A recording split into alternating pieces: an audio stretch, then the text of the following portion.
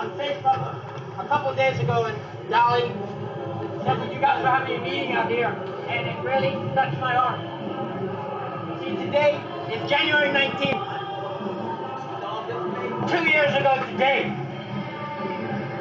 I got on a plane and left to go to Florida.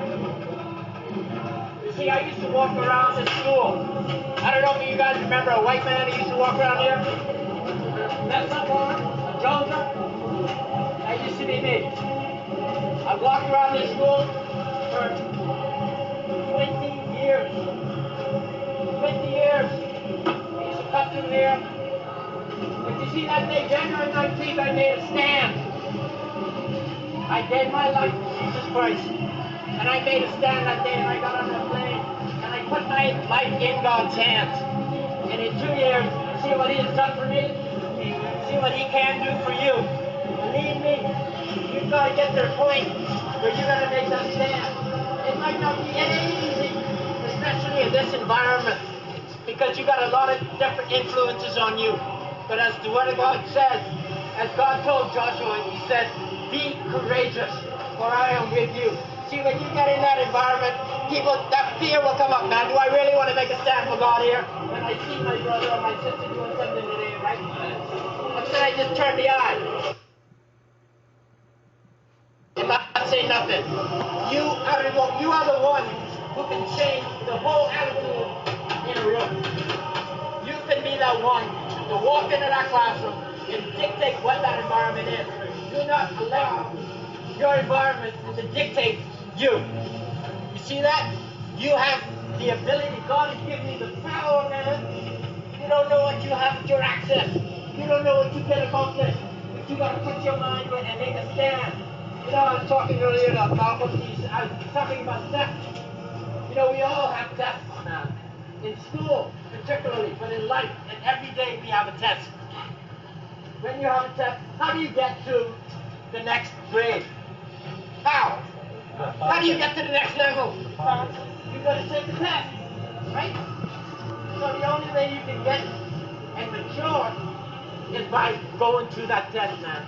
And if you get to that test, you go in that classroom, and I'm talking about educational tests.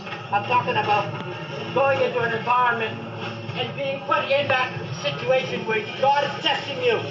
He's trying to find out who you're going to decide for. Are you going to stand for me, or are you going to crumple it and let somebody else swing you? Because that's all it takes. It takes one person to change the whole world. One person can change somebody's life for eternity, man. And God has brought you into this environment here to be that light. Trust me, man, He's put you here for a reason. You think it's by chance that you're here today and I'm talking? No, man. It ain't by chance. You're here for a reason. And there are people on this campus whose eternity depends on you standing up and making a decision to speak to them life rather than death. Because there's too much life, there's too much death going on around here, man. There's just too much. And I wanted to come here today to encourage you, man, that there's nothing that you cannot accomplish with God. Trust me, man. He has brought you from the gutter. Believe me. And now I work in Team Challenge. Have you guys ever heard of Team Challenge? Anyway, it's a ministry. I work full-time in the ministry right now. I go into schools, I talk to young people. Because that's what my heart is, man. That's what God changed my life. You know, after all of that, when I went to Florida, I asked God, I said, listen, God, why am I still alive? There's got to be a reason, man. Because a lot of you got to ask yourself the same reason. Because some of y'all duck death by a slim margin. Alive? Huh? How many of y'all in here should be dead by now? Huh? Y'all ain't had no close calls yet? Well, I know I have. And I had to ask God, why am I still alive? He said, Andre, I want you to go back into the schools and I want you to tell them about me. See, we all have a purpose and a plan. God has a plan for your life, man. It's a wonderful plan.